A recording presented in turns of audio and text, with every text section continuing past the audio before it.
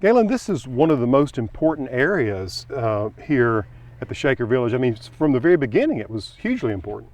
This 3-acre field that you see here was the first vegetable garden.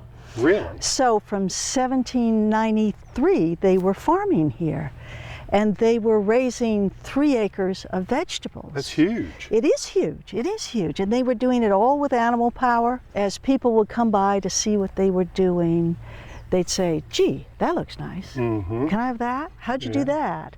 Because the Shakers were always... And they would sell it to them. Yeah. Oh, absolutely. Because as much as they wanted to be self-sufficient, they couldn't. In New England, it's really hard to be self-sufficient. So they knew that from the beginning, and from the beginning, they were selling people things. Well, they were really quite masterful at taking the commodities that they grew and in some way adding value to that product. They were masters at it.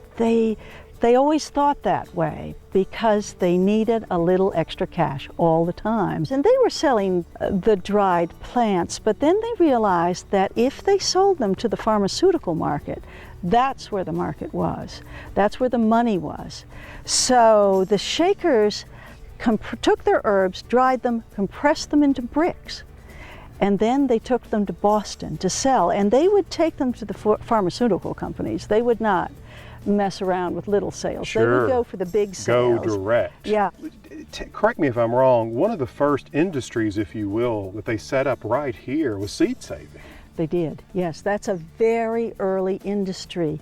And they did it for their own use, so that they could have seeds for the following year, which everybody was doing. But the Shakers were doing it better. And seed saving is a huge production, particularly if you have a 3-acre garden. So some huge in the sense that a lot of the vegetables they were growing were biennial. They would set seeds the second year. So in the fall, they would dig up the cabbages, the brassicas, and they would haul them into the cellars of these buildings and keep them over the winter. Yeah. And then they would take them out, replant them the next year to get the seeds.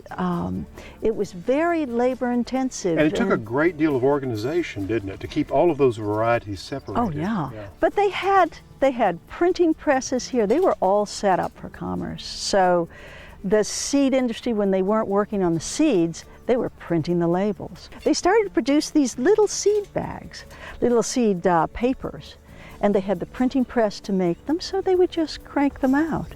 And because they were communal, because there were some 22 villages, if you were running low on cabbage seed, you could just write a letter to the Shaker Village in Massachusetts and say, oh, send me your cabbage seeds. I really need to. We're low this year. We'll happily give you marigold seeds or something like that. So what they were able to do was that is how they created their reputation for being reliable. So they never ran out, and everybody else ran out because they could not operate on this kind of scale. Galen, thank you so much. It's been marvelous. Yeah, it has been great. Thank you for coming.